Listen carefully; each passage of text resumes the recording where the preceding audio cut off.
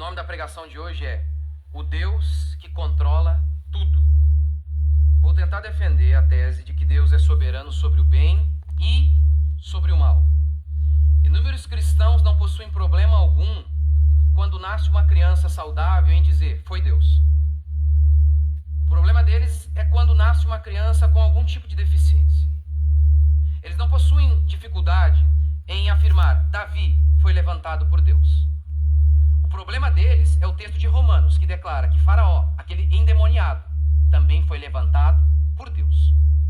Bom, eu entendi a crítica aqui do pastor Rodrigo Mocelin, falar que inúmeros cristãos não tem problema em falar que uma criança nasceu saudável, por exemplo, e aí citam o rei Davi, e ele dá o exemplo também de Faraó. Aí se uma criança nascer com algum problema, ele menciona que poderia ter sido Deus também que colocou tal problema, como uma doença, enfim. Só que vem cá, você que está aí prestando atenção no vídeo, raciocina comigo. Uma criança já herda o pecado do primeiro casal, Adão e Eva, certo? E então, quando a criança nasce com algum problema de saúde, em alguma deficiência, enfim, foi Deus que colocou o mal ou a criança, por causa da desobediência do primeiro casal, que usou seu livre-arbítrio para cometer o pecado, nasce com aquele problema? Então, não foi Deus que colocou, foi pelo pecado que entrou no mundo, através da desobediência do primeiro casal, que usou seu livre-arbítrio. Aqui a gente está falando de livre-arbítrio antes da queda.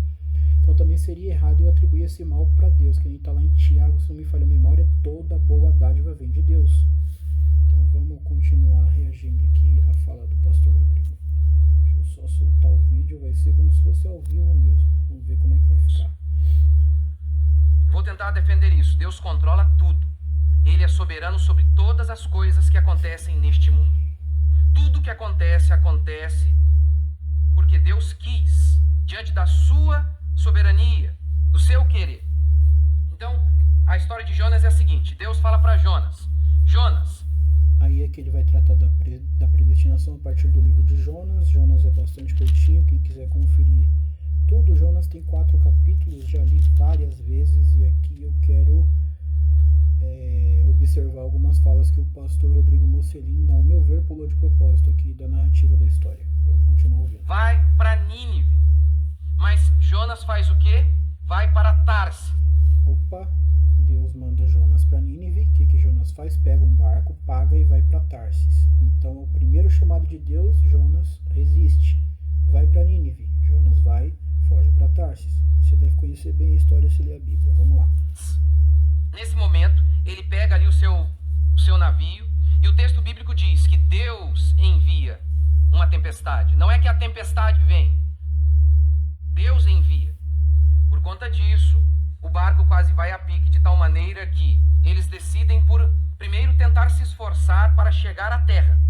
Eles descobrem, olha, a culpa aqui é de Jonas, porque eles lançaram sortes, jogaram a moeda. E a moeda caiu do lado de Jonas. Por isso, diz o texto bíblico que eles ouviram de Jonas, o que devemos fazer com você? Joguem-me ao mar. E eles disseram, não vamos fazer isso. Ficaram com medo.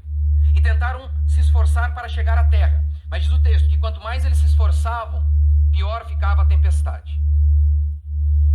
Até aqui tudo certo. Deus manda tempestade. Os homens ali no barco lançam sorte aos deuses dele, deuses falsos. E quem aí já leu Deuses Falsos do Tim Keller, do Timothy Keller? Fica a dica aí. Então eles foram obrigados a jogar Jonas ao mar. Aí diz o texto. Isso, vamos de texto.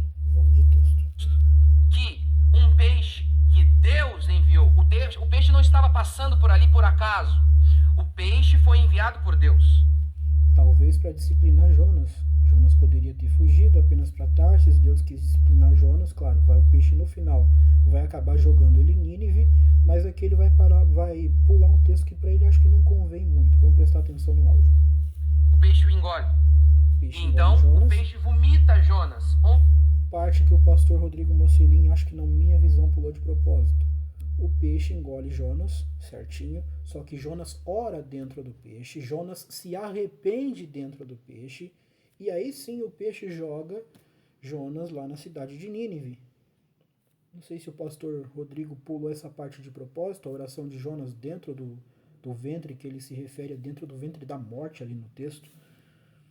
Enfim, se arrepende, pede misericórdia para Deus e o peixe, o grande peixe, joga Jonas aqui em Nínive. Agora vamos lá.